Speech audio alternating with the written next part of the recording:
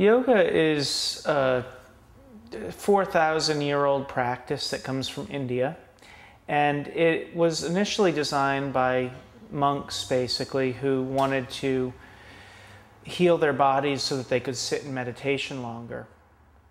What we found, though, since it's sort of moved to the West, is that it's also great for stress management. It has great physiological, emotional, and psychological benefits. Yoga in the West is largely a physical practice. So most people start their practice for physical reasons. Maybe their back hurts, or maybe they want to get more toned and look more sexy and have a hot date on Saturday night, or just take off a few pounds. But what people quickly find, and this is across the board, is that it's not just the body that is healed. The body is controlled by two basic branches of the nervous system. One is unconscious and the other is conscious.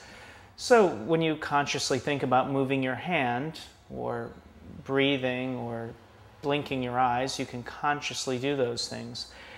The other part of your nervous system is unconscious. You eat your lunch and it digests by itself. Your nervous system is telling the organs what to do, but you don't have to think about it. If you're getting audited by the IRS, or you have stress at work or relationship stress, your body responds unconsciously as if you were being physically assaulted or attacked. Adrenaline rushes through your body. The blood leaves the abdominal organs and goes out to the limbs, and it triggers what's called the fight or flight response. Now, of course, fight or flight is really good if you're in physical danger. But if it's emotional or psychological stress, it does you no good at all. It actually can prevent you from dealing effectively with it. If you're under stress, your breath will grow more shallow. And all of that anxiety and stress that's originating at the level of the mind affects our physiology. Now, in yoga, what we do is we just retrace our steps. We change our breathing pattern. And by the simple act of changing your breathing pattern, combined with the physical poses of yoga, you actually reverse the stress, the negative feedback loop that stress is creating. And your mind has no choice but to quiet down with the body. One of the beautiful things about yoga is that it sort of mimics life.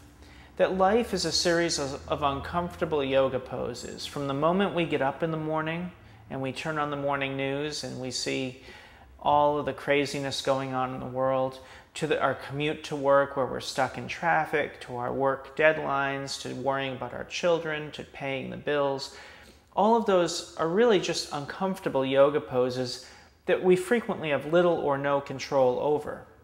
You can't control the traffic, right?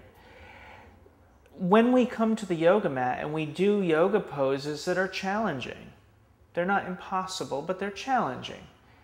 And we train ourselves to breathe slow and deep in spite of those challenging yoga poses. We train the mind to respond to stress differently.